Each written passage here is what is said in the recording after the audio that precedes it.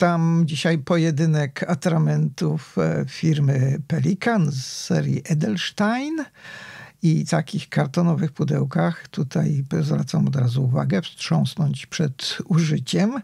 W kartonowych pudełkach znajdują się szklane opakowania znane już od dłuższego czasu i Golden Lapis, ten po lewej, to Ink of the Year roku 2024, a po prawej Topaz z serii oryginalnej.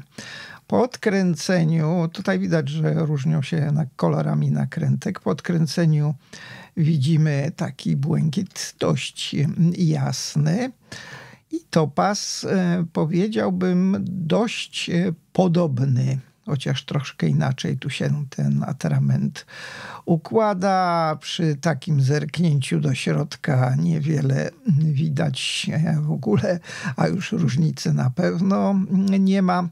Natomiast diabeł tkwi w szczegółach, bo ten po lewej oczywiście ma drobinki i te drobinki są, powiedziałbym, dość dużej ilości i w moim odczuciu dość ciężkie. Widać, że osadziły się tutaj na dole słoiczka i trochę opadają bardzo powoli. Oczywiście zbiornik jest pełny i trudno tutaj, trochę takich parę ruchów wykonam i widać, jak powoli, bardzo powoli się to wszystko miesza w tym pełnym pojemniku. No już jakby częściowo zamieszane. Natomiast topaz pod światło, że tu trochę mniej tego atramentu, to widać go lepiej, jego odcień. No i tutaj jeszcze raz rzut oka. Widać, mieszam, żeby zrobić test i chcę mieć pewność, że atrament jest wymieszany, ale najpierw nim zrobię test, to zerknijmy do środka i teraz tutaj już widać, że te złote drobinki, od nazwy Golden oczywiście, to osiadły trochę na nakrętce.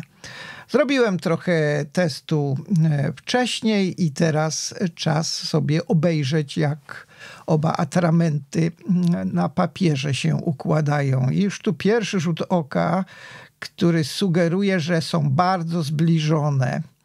Tutaj jest Golden Lapis, a tu jest Topaz i Golden Lapis oczywiście tutaj już chyba opadły ziarenka, te drobinki i nie ma. Natomiast tu, gdzie zmazałem mocno, świeżo w wymieszanym atramencie, widać, że jest ich sporo. Muszę powiedzieć, że w trakcie pisania, a pisałem maczanką, którą maczałem bezpośrednio w kałamarzu, szybko bardzo te drobinki opadły i zanurzając atrament już nie było widać. Tu jest napis zrobiony zaraz po zamieszaniu i widać, że na tym napisie na samej górze te drobinki są i po chwili już znowu ich nie ma.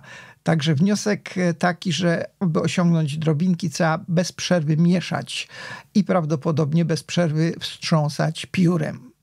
Tak te dwa atramenty w porównaniu wyglądają. Golden Lapis to moim zdaniem topaz z drobinkami, ale być może się mylę. Ocenę pozostawiam oglądającym. Dziękuję za uwagę i do usłyszenia.